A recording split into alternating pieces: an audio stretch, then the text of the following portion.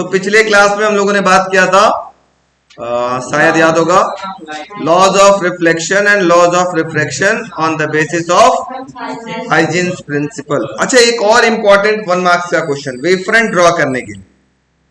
ठीक है, क्वेश्चन पहला, अगर हम बोले प्रिज्म का, प्रिज्म से आपको वेव फ्रंट ड्रॉ करना होगा, तो ये हमारे पास एक प्रिज्म हो गया। ठीक है, ये कौन सी रे हो गई? Incident ray. यहां सीधे हो गया भाई साहब, यहां से भी ये सीधे हो गए भाई साहब, और यहां से ये बाहर निकल गए ऐसे। ठीक है, तो वेव फ्रंट कैसे ड्रॉ करेंगे सर, थोड़ा सा समझा देते तो बड़ा अच्छा होता। बस, तो ये रे है, तो रे का कलर थोड़ा सा चेंज कर लेते हैं, येलो येलो येलो येलो। रे हमारे पास येलो कलर का हो गया। ये आता है आपको वेव फ्रंट बनाने के लिए। ठीक है, कि वेव फ्रंट ड्रॉ करिए प्रिज्म से, कॉन्वेक्स मिरर से, कॉनकेव मिरर से, जिससे भी पूछे तरीका आप एक सीख जाएंगे तो सारा सीख जाएंगे, कोई टेंशन नहीं है। तो वेव फ्रंट हमेशा कैसा होता है बच्चों, हमने आपको बताया था परपेंडिकुलर। ये हो गया इसका वेव फ्रंट। समझ में आ गया? Yes no? अरे यार, तो डांस करा देता कभी कभी ऐसा। ये सब आपके पास क्या हो गए? Wave fronts. क्लियर हो गए? ऑरेंज वाला क्या हो गया? Wave front. येलो वाला क्या हो गया? Incident ray. ये कौन सा रे हो गया? Emergent ray. हैं, भुला गया सर, रिफ्रैक्टेड तुरंत याद आ रहा है, हमको भी लिखवा रहे थे सर। और ये कौन सा वेव फ्रंट हुआ? Emergent wave front. बात समझ में आ गई?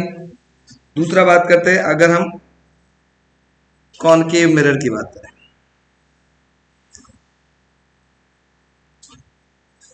ठीक है, तो बना लेते हैं कॉनकेव मिरर। ये हो गया मेरे पास बच्चों कॉनकेव कॉनकेव मिरर। ये कौन हो गया? Principal axis. ठीक है, अब अगर कोई रे पैरेलल आएगी, ऐसे आ रही है, तो आफ्टर रिफ्लेक्शन कहां से पास करेगी? जल्दी बताइए, कोई रे पैरेलल आए तो कहां से पास करेगी? फोकस से, प्रिंसिपल फोकस से। तो ये मान लेते हैं यहाँ पे हमारे पास फोकस है, सपोज करते हैं ऐसे, यहाँ पे आगे मिल गया, यहाँ हो गया आपके पास फोकस। अब इसका वेव फ्रंट कैसे बनेगा? ये हो जाएगा आपके पास इंसिडेंट वेव फ्रंट। समझ में आ रहा है? ये वेव फ्रंट का नाम क्या होगा? Incident wave front. ऐसे चलो, इसको हम लोग थोड़ा कलर चेंज कर लेते हैं कि हमें दिखाई दे। कौन बच्चा आया बहुत जल्दी? सौरभ चौटाला, बहुत लेट आए हो। ठीक है, इन सब का कलर हम क्या करते हैं? चेंज कर लेते हैं। कलर हो जाओ चेंज, कलर हो जाओ चेंज। ये तो इंसिडेंट वेव फ्रंट बन गया। अब चूंकि लाइट रिफ्लेक्ट हो रही है, यहां से ये लाइट क्या हो रही है? ये रिफ्लेक्ट हो रही है, देखो ये रिफ्लेक्ट हो रही है, इसका मतलब रिफ्लेक्टेड वेव फ्रंट भी बनाना पड़ेगा। तो याद रखना, हमेशा जो वेव फ्रंट बनेगा, अब अगर लाइन पैरेलल नहीं है तो, पैरेलल है तो सीधा सीधा हमको दिख रहा है, अगर नहीं है तो क्या करेंगे बच्चों? तब हम करेंगे ऐसे, ये सेंटर यहां मान लेना, यही सेंटर होगा, कहीं गोल ऐसे बनेगा, सर्कल ऐसे बनेगा कि नहीं बनेगा? तो बस इसका सम पार्ट जो होगा रे पे, वो कहलाएगा रिफ्लेक्टेड वेव फ्रंट। ऐसे ऐसे ऐसे ऐसे, ये क्या हो गया आपके पास? Reflected wave front. बात समझ में आ गई? ये कौन सा वेव फ्रंट है? Incident wave front. बाकी रे तो पता ही है, ये पैरेलल रेस जो जा रही है वो इंसिडेंट रे, और जो रिफ्लेक्ट आके आ रही है वो क्या हो गई? Reflected ray. ये हो गया कॉनकेव मिरर का। अगर हम बात करें कॉन्वेक्स लेंस का, किसी का भी आप ऐसे बना सकते हैं, ठीक है, कोई ऐसा कोई नया चीज नहीं है। मैं एक एक बना देता हूँ। थर्ड बात कर लेता हूँ, कॉन्वेक्स लेंस। कॉन्वेक्स लेंस बना लेते हैं बच्चों। ये हो गया मेरे पास कॉन्वेक्स भाई साहब। ये हो गया कौन, प्रिंसिपल एक्सिस।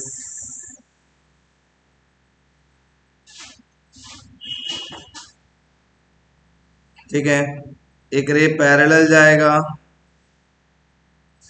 एक रे पैरेलल गया, कहां से पास होगा बच्चों जल्दी बताओ। वीडियो वाले बच्चों आप लोग भी नहीं बोल रहे हो। रे पैरेलल गया तो कहां से पास होगा, फोकस से। ये हो गई फोकस। बात समझ में आ रही है, यस नो बोलो बच्चों। Yes sir. Very good. अब हमारे पास इसको हम कर लेते थोड़ा सा येलो येलो डर्टी फेलो। ठीक है, ये हो गया आपके पास। अब इसका वेव फ्रंट कैसा होगा जल्दी बताओ। ये क्या हो गया जल्दी बोलो। इंसिडेंट वेव फ्रंट ये, इंसिडेंट वेव फ्रंट ये, इंसिडेंट वेव फ्रंट। समझ में आ रहा है क्या, नहीं आ रहा है ना, आ रहा है। ये हो गया आपके पास इंसिडेंट वेव फ्रंट। ठीक है, अब रिफ्रैक्टेड वेव फ्रंट किधर होगा जल्दी बताओ तो।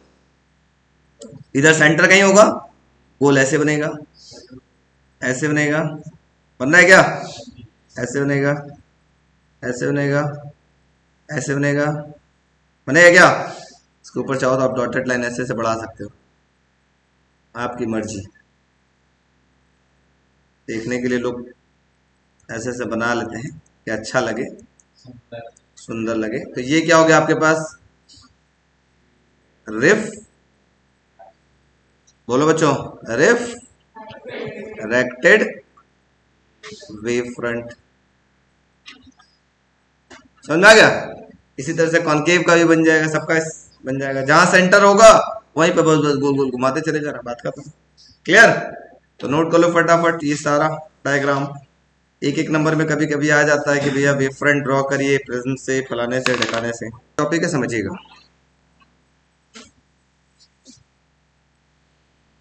कोरेंट सोर्स ऑफ लाइट, और इसका एक भाई है incoherent source of light. Incoherent source of light. Coherent source of light क्या होगा, two source of light are said to be coherent.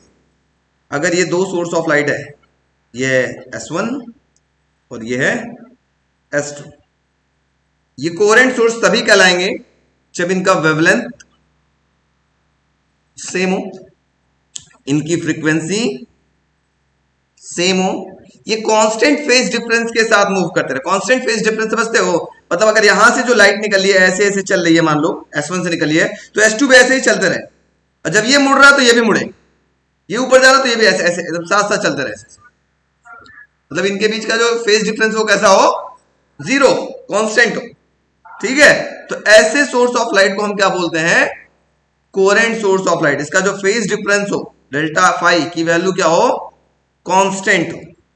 कैसा हो, कांस्टेंट हो। ऐसे सोर्स ऑफ लाइट को हम क्या बोलेंगे, coherent source of light. Coherent source of light तभी बनेगा ये जब इनका एक सिंगल पेरेंट सोर्स हो। मतलब सर क्या चीज, मतलब सर क्या चीज, समझिएगा। जैसे ये S1 S2 कहां से मिले, आप सपोज करो ये हमारे पास एक कार्डबोर्ड का टुकड़ा था, ऐसे यहां मैंने एक होल कर दिया, यहां पर एक लाइट जलाई। ठीक है, लाइट जलाई, फिर हमने क्या किया, यहां दो और कार्डबोर्ड के टुकड़े ले लिए, एक ऐसे, यहां छोटा सा होल, एक और मैं ऐसे ले लेता हूं, यहां पे भी छोटा सा, ऐसे समझे।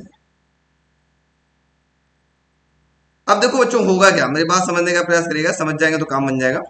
अब यहां से जो लाइट निकलेगी, मान लो ब्लू कलर की लाइट निकल ली, यही ब्लू कलर की लाइट इस विंडो पे भी पहुंचेगी, और यही ब्लू कलर की लाइट इस विंडो पे पहुंचेगी। दोनों से भी किस कलर का निकलेगा, ब्लू कलर। इसका मतलब वेवलेंथ क्या है, सेम, फ्रीक्वेंसी क्या है, सेम, और दोनों, अगर ये यहां से क्रस्ट निकला है तो यहां से भी क्रस्ट ही निकलेगा। तो मतलब क्या है, कोरेंट सोर्स तभी बनेगा जब इनका एक सिंगल पेरेंट सोर्स हो। ये है सिंगल पेरेंट सोर्स, तभी यहां से जो दो लाइट निकल रही है, दो सोर्स बन रही है अलग अलग, ये कोरेंट सोर्स कहलाएगा। लेकिन अगर दो ऐसा हो जाए सोर्स, देखो ऐसा हो जाए, ये हो जाए हमारे पास, बात समझिएगा,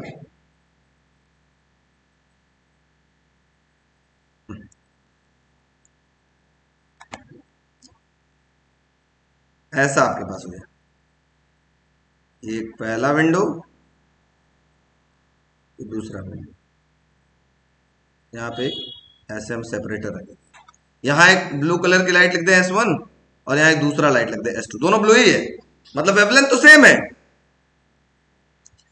वेवलेंथ तो सेम है, सेम कलर है, इसका मतलब वेवलेंथ सेम है, लेकिन ये कोरेंट सोर्स नहीं होंगे, क्योंकि हो सकता है यहां से एक रश निकल ले तो यहां से हो सकता है ट्रफ निकल रहा हो, इनका फेज डिफरेंस क्या हो, कांस्टेंट ना हो, या हो सकता है इनकी फ्रीक्वेंसी सेम ना हो।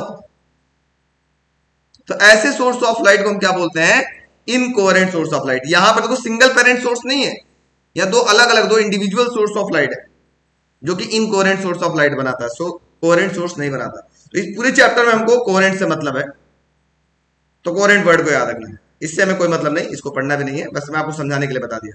तो कोहेरेंट सोर्स ऑफ लाइट क्या होगा, टू सोर्स ऑफ लाइट, ये दो सोर्स हैं, एक S1 और S2, यही कोहेरेंट कब होंगे, जब इनका वेवलेंथ सेम होगा, जब इनकी फ्रीक्वेंसी सेम होगा, या हैविंग कांस्टेंट फेज डिफरेंस होगा, तब हम बोलेंगे दोनों सोर्स ऑफ लाइट क्या होगा, कोहेरेंट सोर्स ऑफ लाइट कहलाएगा। ठीक है, बात समझ में आ गई, यस नो। अच्छा, एक वर्ड और आता है, इससे आप कंफ्यूज होते हैं, मोनोक्रोमेटिक। मोनो, दूसरा वर्ड आता है मोनोक्रोमेटिक्स। मोनो मतलब होता है बच्चों सिंगल, क्रोमेटिक मतलब होता है कलर। एक सिंगल कलर की लाइट को हम बोलते हैं मोनोक्रोमेटिक लाइट, पढ़ा होगा केमिस्ट्री में बार बार आता है monochromatic, monochromatic, monochromatic means single colour की लाइट, जैसे सिर्फ रेड जल रहा हो मोनोक्रोमेटिक, सिर्फ व्हाइट जल रहा हो।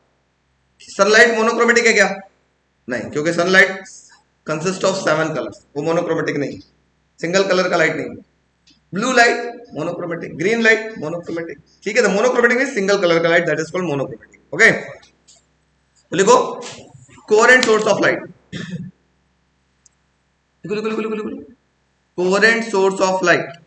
डेफिनेशन इंपॉर्टेंट तो नहीं है, लेकिन याद रखना पड़ेगा पूरे चैप्टर में क्या होता है coherent source of light. Two source of light are said to be coherent,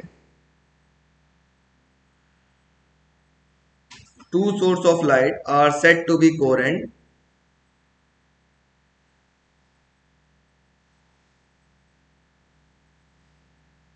two source of light are said to be coherent if they have same wavelength,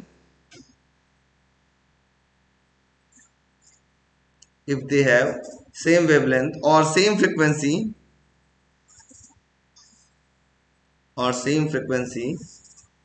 and having constant phase difference, and having constant phase difference is called coherent source of light, is called coherent source of light।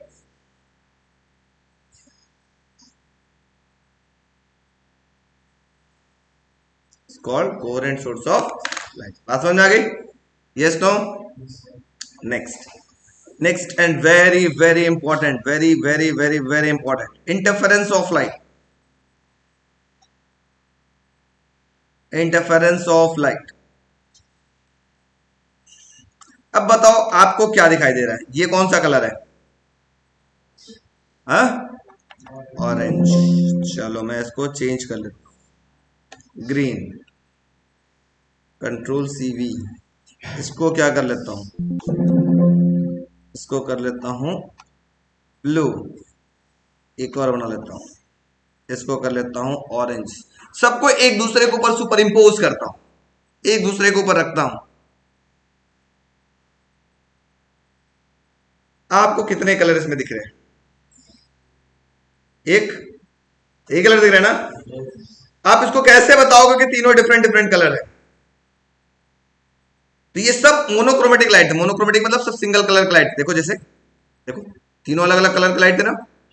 ये मान लो अगर तीन, ये coherent source of light है suppose करते हैं, अगर ये सारे कोरेंट सोर्स ऑफ लाइट एक दूसरे के ऊपर सुपर इम्पोज है, एक दूसरे के ऊपर सुपर, अरे ये क्या हो रहा है, हाँ टेढ़ा मेढ़ा हो रहा है, ऐसे एक दूसरे के ऊपर क्या है, सुपर इम्पोज है, इनके रीडिस्ट्रीब्यूशन के फिनोमिना को हम क्या बोलते हैं,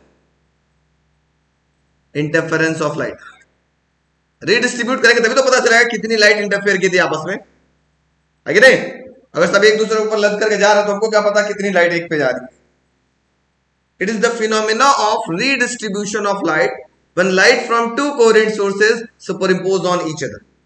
दो कोहेरेंट सोर्सेज की लाइट अगर एक दूसरे के ऊपर होकर के सुपरइम्पोज होकर के चल रही हैं, इनको जब तक हम रीडिस्ट्रीब्यूट नहीं करेंगे तब तक हम बता पाएंगे कितनी लाइट इंटरफेयर की थी।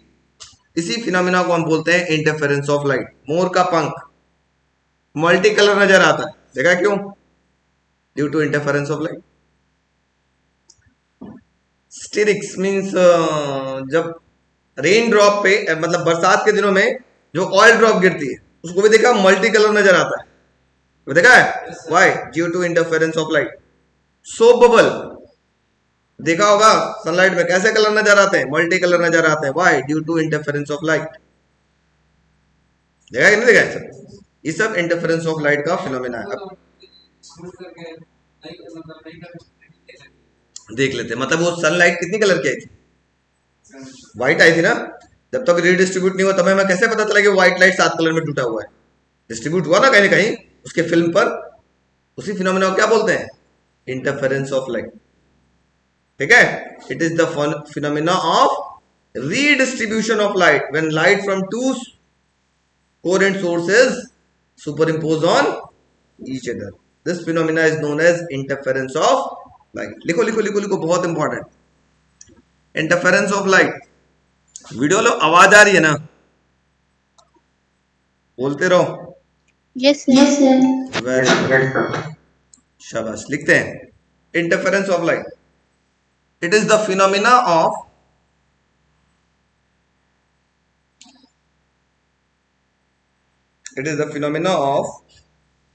redistribution of light energy. It is the phenomena of redistribution of light energy when light from two when light from two coherent sources superimpose on each other. Two coherent sources superimpose on each other, it's called interference of light. It's called interference of light.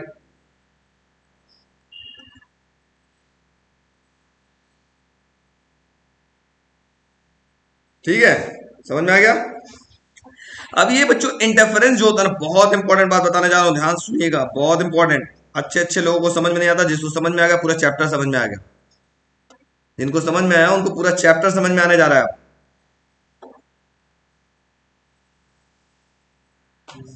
Interference ये दो types के होते हैं, एक होता है constructive interference, दूसरा word आता है डिस्ट्रक्टिव इंटरफेरेंस। अब मेरे हिसाब से आप चलिए, आप जैसे कॉन्सेप्ट समझते हैं उससे कोई मुझे मतलब नहीं, लेकिन मेरा कॉन्सेप्ट समझिए। कंस्ट्रक्टिव नाम दिख रहा है, कुछ कंस्ट्रक्ट होगा, कुछ बनेगा। डिस्ट्रक्टिव कुछ डिस्ट्रॉय होगा, खत्म होगा। ठीक है, तो देखो होगा क्या, ध्यान से समझो। सपोज करो मेरे पास यहां पर टू वेव्स थे, ठीक है, समझिएगा। एक था ये ऐसा, ये इसका ये जो डिस्प्लेसमेंट है सपोज कर लेते हैं y1 है, y1 है, जिसको आप एम्पलीट्यूड भी बोलते हैं ना। Maximum displacement from the mean position is known as amplitude.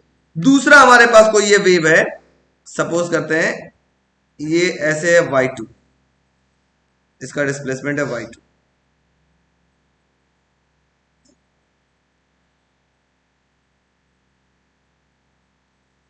इसका डिस्प्लेसमेंट क्या है y2। अब क्या हो रहा है देखो, जैसे एक वेव का ये पहला वेव था और ये दूसरा वेव था, एक वेव का क्रस्ट दूसरे के क्रस्ट पे पड़ रहा है क्या, एक वेव का क्रस्ट दूसरे क्रस्ट पे पड़ रहा है, और ट्रफ पे पड़ रहा है, फिर क्रस्ट पे पड़ रहा है, फिर ट्रफ पे पड़ा। मतलब अगर दो वेव हो, दो या दो से ज्यादा वेव हो, अगर उनका क्रस्ट पे पड़ता है या ट्रफ पे पड़ता हो, इस टाइप के इंटरफेरेंस को हम बोलते हैं कंस्ट्रक्टिव इंटरफेरेंस। इस केस में जो रिजल्टेंट एम्पलीट्यूड होगा उसकी वैल्यू बढ़ जाएगी मैक्सिमम, मतलब इन दोनों को जोड़ करके ऐसा होगा, ऐसा।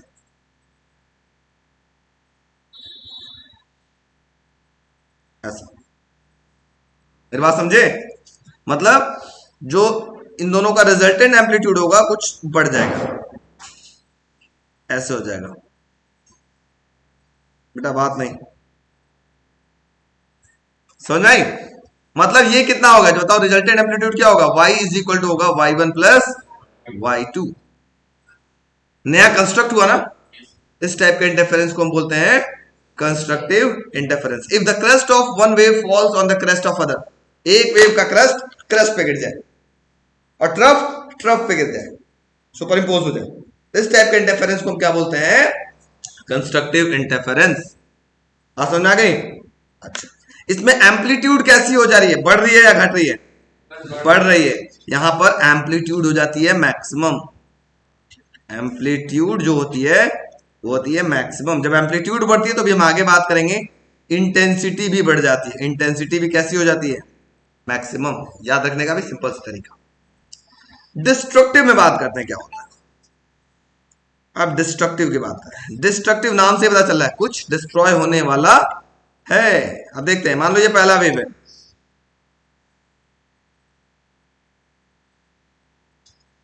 ऐसा, इसका ये डिस्प्लेसमेंट क्या है, y1 है।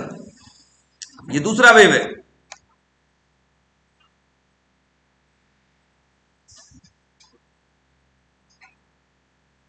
इसका एम्पलीट्यूड क्या है, y2 है, डिस्प्लेसमेंट क्या है, y2 है। क्लियर हो गया। मतलब देखो पहले वाले का जो क्रस्ट था, ये देखो पहले वाले का ये क्रस्ट है और ये इसका पहले वाले का ये क्या है, ट्रफ है। मतलब अगर एक वेव का क्रस्ट दूसरे के ट्रफ पे पड़े, या देखो दूसरे का ये क्या है, क्रस्ट है, पहले के किस पे पड़ रहा है, ट्रफ पर।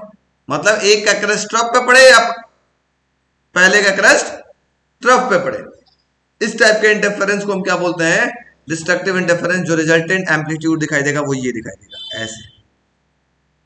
ये हो गया रिजल्टेंट, घट गया, अभी बढ़ करके इतना बड़ा हो जा रहा था कंस्ट्रक्टिव में, और डिस्ट्रक्टिव में एकदम कम। मतलब यहां एम्पलीट्यूड कैसी हो गई, एम्पलीट्यूड हो गई मिनिमम। इंटेंसिटी भी कैसी हो जाएगी, मिनिमम। मम मीन्स पानी, मिनी मीन्स छोटा, छोटा पानी है ना, मिनिमम, मिनिमम समझ गया ना।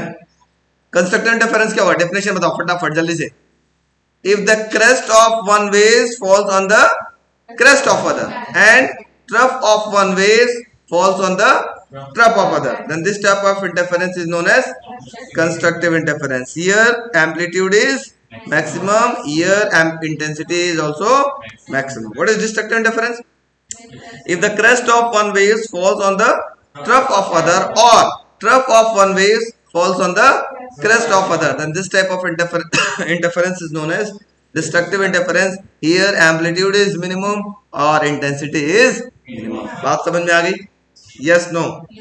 नाम से पता चला कंस्ट्रक्टिव और नाम से पता चला डिस्ट्रक्टिव। देखो कंस्ट्रक्टिव की कहानी बताता हूँ। एक हम लोग जब 11th क्लास पढ़े थे साउंड के कॉन्सेप्ट में, ये बेटा बात नहीं, साउंड के कॉन्सेप्ट में भी कंस्ट्रक्टिव इंटरफेरेंस हम लोग बनाते थे। कैसे बनाते थे, एक तो डीजे वाला स्पीकर ऐसे लगाते थे, अब बजाते हैं इसमें खूब गाना, दड़ाम दड़ाम दड़ाम दड़ाम, मान लो झलक दिखला जा बजा रहे, खूब बज रहा है, झलक दिखला जा, झलक दिखला जा, झलक।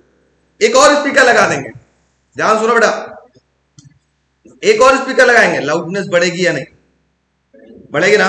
लाउडनेस बढ़ने का मतलब होता है एम्पलीट्यूड बढ़ा, मतलब ये भी सेम फेज में है, ये भी सेम फेज में है और लाउडनेस बढ़ रही है। एक और लगा देते हैं और बढ़ गई, सब एक दूसरे को, मतलब ये क्या हो रहा है, कंस्ट्रक्ट होकर के और दूर तक जा रहा है। अब मुझे डिस्ट्रक्टिव करना है तो मैं क्या करूं, यहाँ पे हाँ एक झलक दिखला जा बज रहा था और यहाँ बजा देते हैं आजा आजा, कोई भी गाना, दूसरा गाना, हाँ हाँ ठीक है भैया, बहुत अच्छी बात है, जो बना जा बना लो। अब दोनों का फेज क्या हो गया, चेंज, दोनों एक का क्रश दूसरे के टप पे पड़ेगा। ये जो साउंड सुनाई देना चाहिए था बहुत दूर तक, पता चला आप यहाँ से 20 मीटर दूर भी जाएंगे तो समझ में नहीं आया कौन सी बज रहा है, में चलेगा, है ना। 2 4 5 गाना इकट्ठा बजा दो, समझ में आएगा क्या चल रहा है। तो मैं आपको अब डिस्ट्रक्टिव इंटरफेरेंस लाइव दिखाता हूँ, मैं आप सब लोग को एक डिस्ट्रक्टिव इंटरफेरेंस लाइव दिखाता हूँ साउंड के टर्म में, देखते हैं किसको समझ में आ रहा है। सुनाई दे रहा है, अच्छा सुनाई दे रहा है, ठीक है।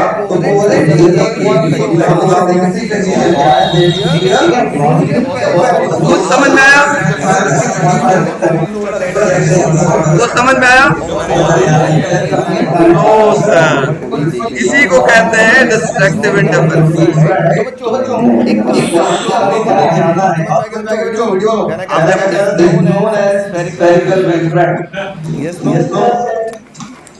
आप समझ में आया, आप समझ में आया कंस्ट्रक्टिव और डिस्ट्रक्टिव का कॉन्सेप्ट अब बहुत ज्यादा क्लियर हो गया। एक साथ अलग अलग फ्रिक्वेंसी की वेव हमने सुपर इम्पोज किया तो हमारे पल्ले कुछ भी नहीं पड़ा क्या चल रहा था। और अगर इंडिविजुअल इंडिविजुअल वही साउंड, बेटा प्लीज, उसी चीज को हम 2 3 अगर टैब में चला देते हैं तो सब के सब आपको समझ में आता और तेज सुनाई देता। एक से लाउड आवाज निकलता, दूसरे से भी उतना ही आवाज निकलता, तीसरे से भी वही आवाज निकलता, चौथे लाउडनेस क्या होती, बढ़ते चली जाती। इसी को बोलते हैं कंस्ट्रक्टिव एंड डिस्ट्रक्टिव की कहानी। बात समझ में आ गई तो लिख दो, लिख दो, खत्म करो, लिखो फटाफट। Types of interference, types of interference. If the crest of one wave, types of interference के अंदर पहला हेडिंग है constructive interference. Types of interference के अंदर पहला हेडिंग है कंस्ट्रक्टिव इंटरफेरेंस।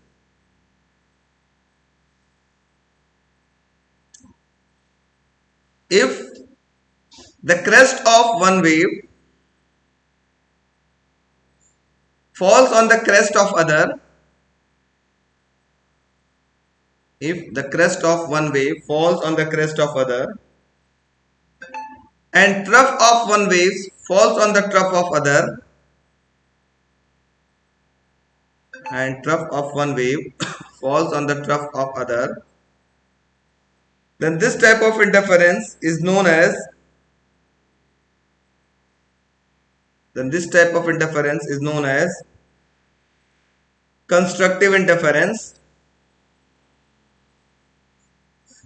नीचे नोट लिख लीजिएगा, पहला point, here amplitude is maximum, here amplitude of resultant wave is maximum, ऐसे लिखिए, here amplitude of resultant wave is maximum. क्या लिखा, here amplitude of resultant wave is maximum. उसी तरीके से लिख लीजिएगा, here intensity of resultant wave is maximum, here intensity of resultant wave is maximum, dot dot कर दो बस, हियर इंटेंसिटी लिख करके उसके बाद डॉट डॉट, और फिर थोड़ा सा फिगर बनाने के लिए जगह छोड़ देना। सेकंड हेडिंग लिख लेना डिस्ट्रक्टिव इंटरफेरेंस, फिगर बनाने के लिए जगह छोड़ दो, फिर डिस्ट्रक्टिव इंटरफेरेंस लिख दो। देखो, if the crest of one wave, destructive के अंदर, if the crest of one wave falls on the trough of other, if the crest of one wave falls on the trough of other, and vice versa, vice versa मतलब समझ रहे हो, इसी का just उल्टा, मतलब क्रेस्ट ट्रफ पे गिर रहा है तो ट्रफ क्रेस्ट पे गिरेगा, is called destructive interference.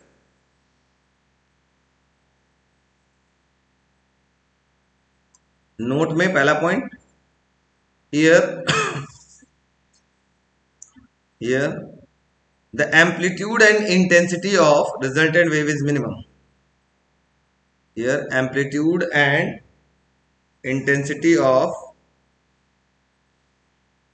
resultant wave is minimum. अब फिगर बना लो दोनों लोग, कंस्ट्रक्टिव में कंस्ट्रक्टिव का और डिस्ट्रक्टिव में डिस्ट्रक्टिव का।